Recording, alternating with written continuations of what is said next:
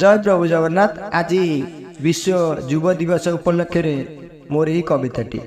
आलो मिताणी कहूची अमृत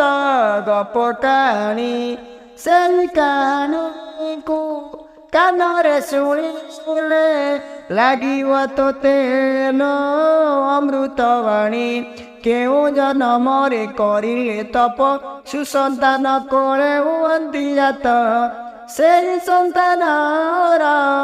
आज जन्मदिन पालन करन्ति भारत वर्ष कलिकता सिमुलिया पनिरे जन्म होइले से दिव्य नरे जानुआरी मास से 12 तारिख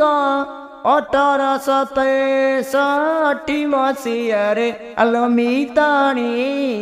जन्म होइले अमृत मुनि भुवनेश्वरी तांको माता नाम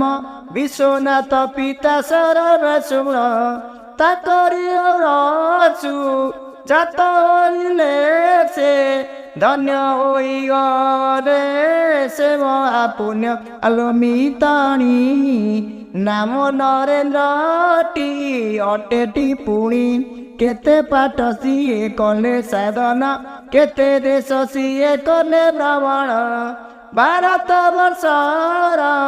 टेकर किले जुड़ुछन्ति आजी सकल जन परमहंस को गुरु करिले माँ काली को से पूजा करिले चिरकुमार से होई रहिगले तांकरी कहानी